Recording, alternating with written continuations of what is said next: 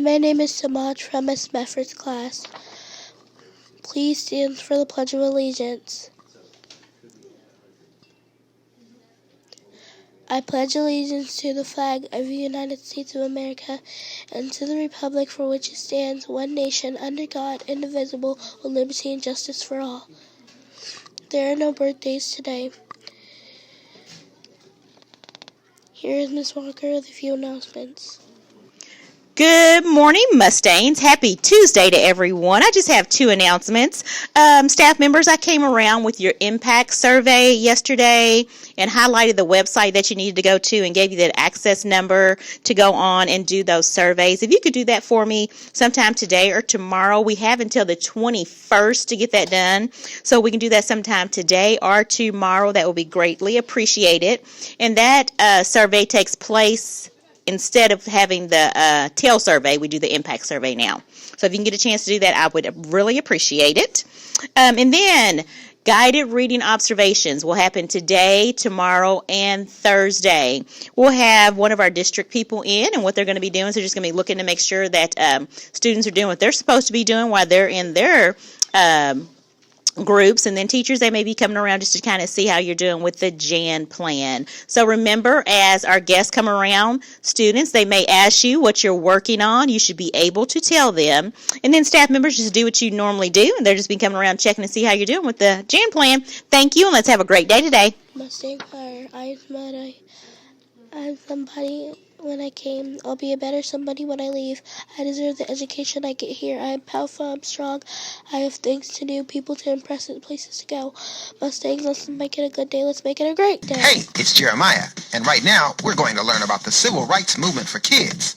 And today we're talking about a historic case in the U.S. Supreme Court called Brown versus Board of Education. Getting a good education is very important, and people travel to attend school here in the United States of America from around the world. From elementary schools to universities, you will see a diverse group of people from different nationalities filling up classrooms. But it wasn't always like that here in the United States. Actually, up until 1954, classrooms were quite different than they are today, not allowing African American students to attend school with white students there too. Now, I don't know about you, but that definitely doesn't sound fair to me. But this was allowed because of a previous court case in 1896 that said segregation was okay, which meant that schools could keep white and African American students separate. Now, there is an organization that still exists today called the National Association for the Advancement of Colored People, also known as the NAACP. This organization started to fight back with small efforts in the 1930s by fighting in courts around the countries that allowed segregation in school districts. Having success on a local and state level, they took their fight one step higher.